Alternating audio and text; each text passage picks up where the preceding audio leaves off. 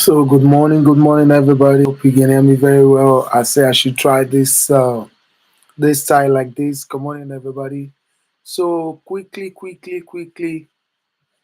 Um, I've not done so many, so much since some days now. But I yes, I'm more involved. Since many times now, more on YouTube to make videos. So today, quickly, I didn't have anything written, but I just think it's better for me to come and do this in any way it can be done, and hopefully the result is gonna still be the same. So, like I write there, I say uh, we're gonna talk about the many names, the many names of the many names of uh, of God. Okay, the many names of God. Okay, contrary to belief, I've had a lot of, uh, you know, not really a lot, but some people um, actually think, or in their teaching, it seems like they say that God only has one name. An example is, for example, I can state JOCC. You know, JOCC as a good example, or where Elder Rakar, uh, you know, uh, many times or almost like every time, yeah, insisted, insist that God has only one name, and that's I am that I am. And that cannot be so because even in the Torah, which is the Atoiwaiwe, the guide to profitable existence, is called Bible today, but when our fathers had it, it was not so. It wasn't called the Bible at that time at all. So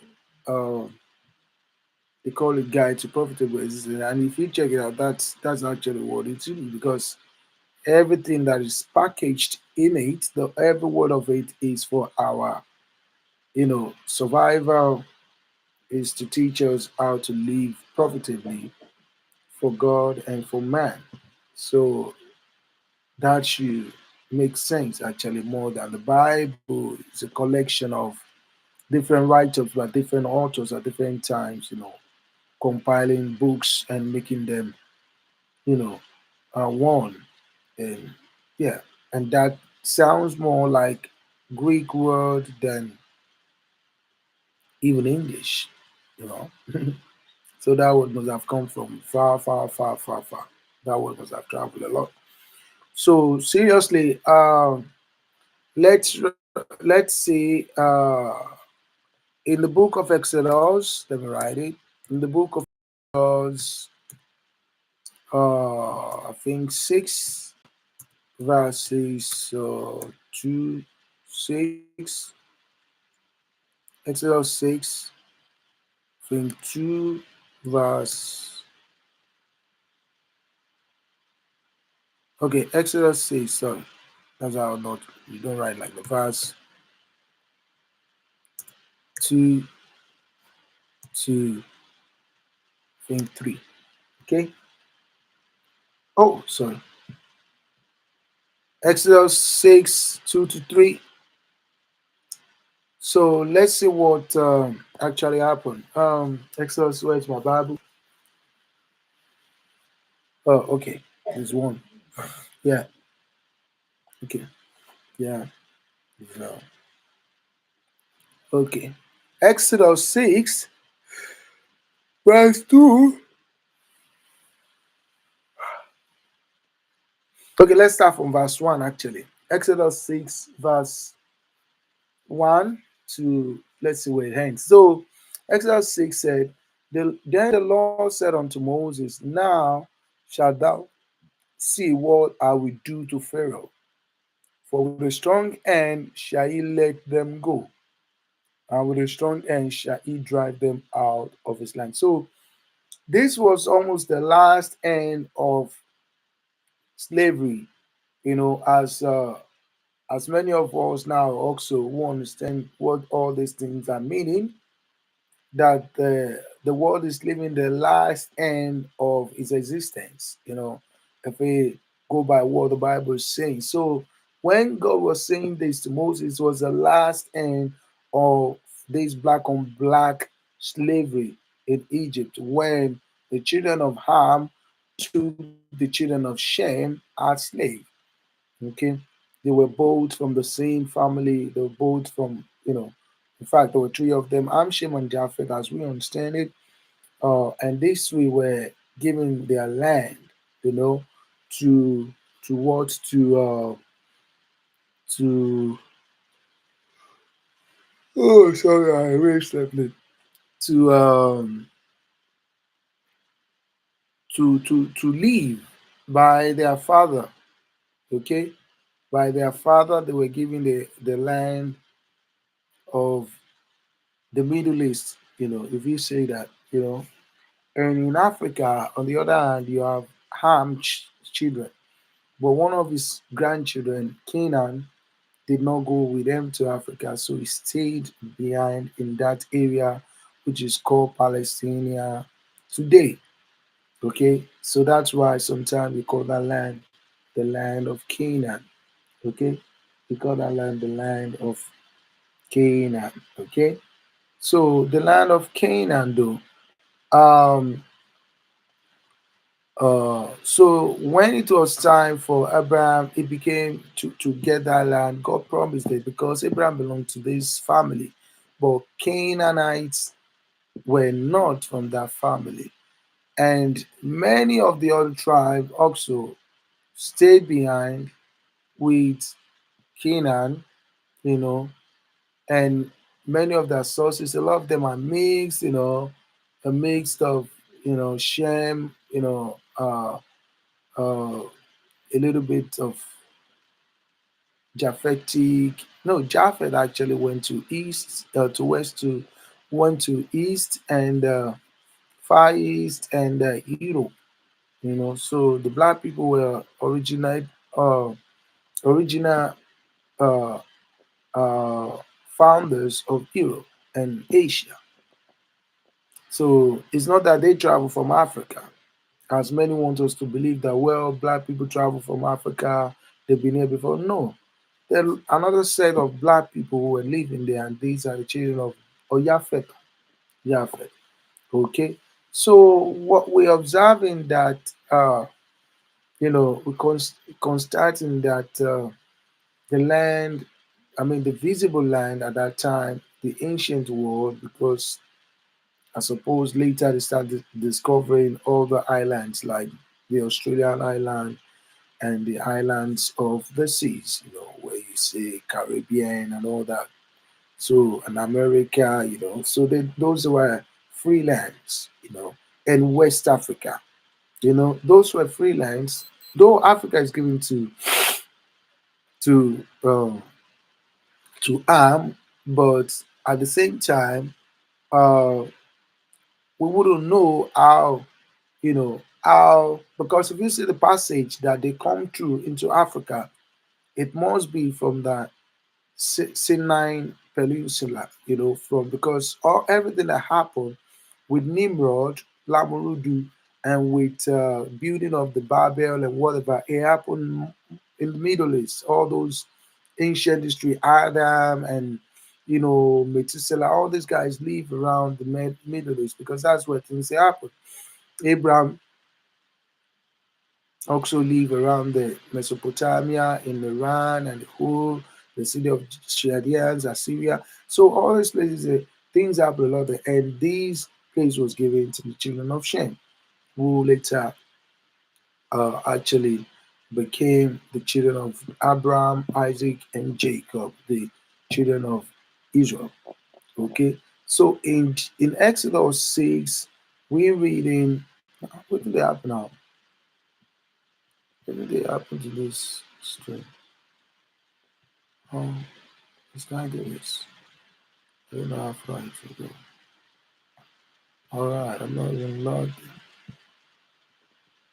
in. Okay.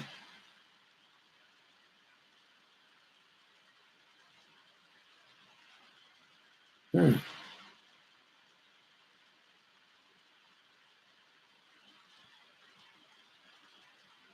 Okay, let me leave it. Let me leave this one.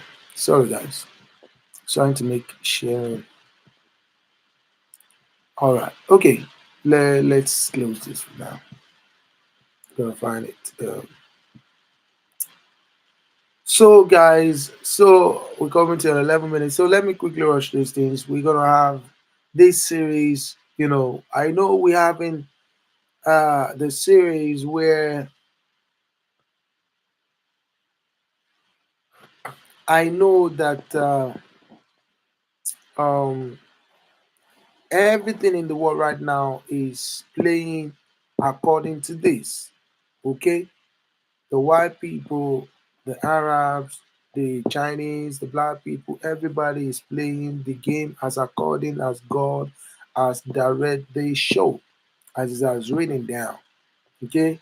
Um yeah, but we have to know certain things and all that. So today, like I said, the names of Oyo Iwa.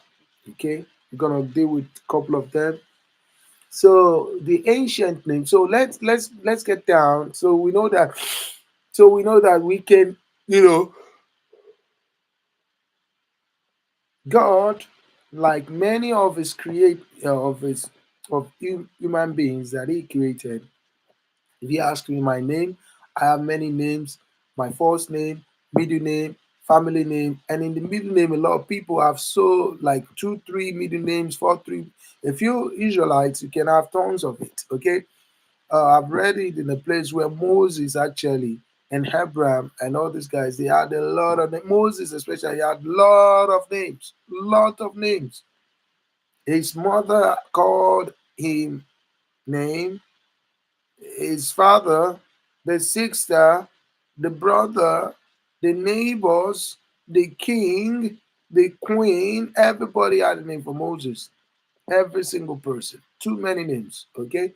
So that was, to tell you that God actually who gave us that opportunity to name a lot. So him also, he revealed himself at different times with different names from what, but he also confirmed that he is the one who also bear those names. Okay, at least uh, many people are not calling, the name as the Abaori people used to call it, the ancient Israelite. They won't call these names like we're telling you now. Does it mean God will not answer them when they call the name that they felt he is called? Do you think so? He is dealing with the heart of man. The name makes sense and it means a lot, but what is the meaning? What would the name mean when the caller of the name doesn't even believe in the name? He still render the name uh not important to himself, though the name is important. But to himself, he still make the name not so important. So then the Lord said unto Moses, Exodus 6:1, then the Lord said unto Moshe, now shalt thou see what I will do to Pharaoh, for with a strong hand shall he let them go, and with a strong hand shall he drive them out of his hand. So Moses was told to remain, at ease. It shouldn't be trouble because the Lord has pumped a lot of danger upon these Egyptians. From the first day they thought they could fix it when Moses put the rod down and their water became blood and everything like that. But they never recovered. Okay? They never recovered. When God strikes, people can you can it's difficult to recover. They never recover till today, okay, or till tomorrow, or they will never recover from that, because yeah, that's it. It's Oyo who is doing it. 2. And God spake unto Moshe, Exodus 6 2. And God spake to Moshe and said unto him, I am the Lord. Okay? I am the Lord. Okay? So the actually read like that. It said, I am the Lord. That means it's telling Moses that he is the creator, he is the living creator, he is the one who knows. And verse 3. And I appear unto Abraham, which is Abiare, or prince. Okay, that is his original Yoruba. Abaore, prince means Abraham. That's Abraham, prince. Okay, Abiare. Are is a prince. Abi is to give birth to a prince. Okay, we gave birth to a prince. That is what the parents were saying. They've given birth to a prince. Okay, so Abraham means prince. All right. So I appear unto Abraham unto Isaac. Isheokweke is Isaac in the ancient Yoruba about Isheokweke means an act of disbelief. You know, when the mama say, "Oh, I believe you. I'm too old for all this. Thank you very much." She say it with a reality, but the laughing thing. But the Lord was taking it serious because he knew that she didn't believe. But when the kid came out, he tell him it named the kid that same name. That this that I thought is a joke. This that I thought wasn't gonna happen. He show quick. Thanks for deceiving. Thanks and keep the seat for your deceit. Thankful deceit. Thanks for making that okay. All right. Kind of okay. And later the Yoruba still refer to the same person as Agboniregun. Agboni, we heard the lad said war.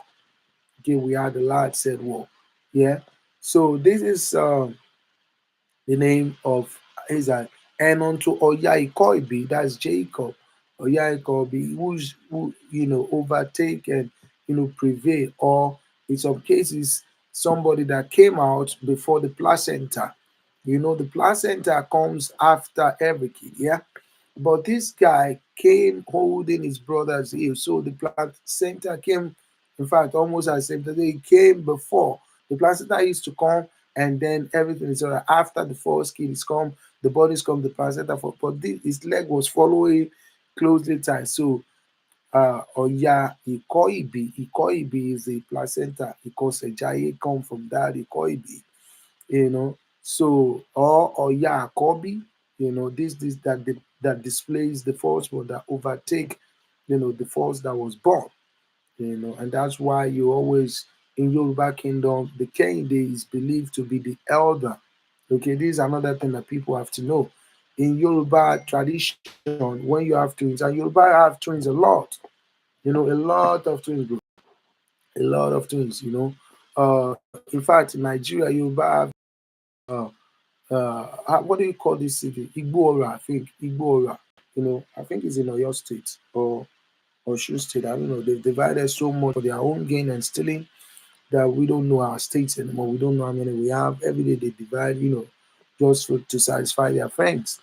Not for the people, but for their friends and for their own pocket. So in that city, people of that city, all of them, in fact, it's very hard for you to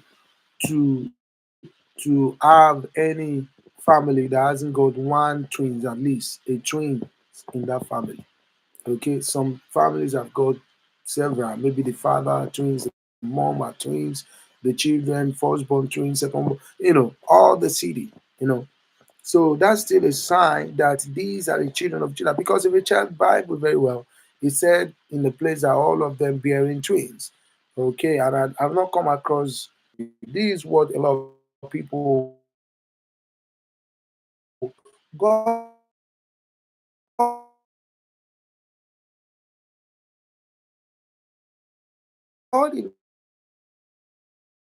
Himself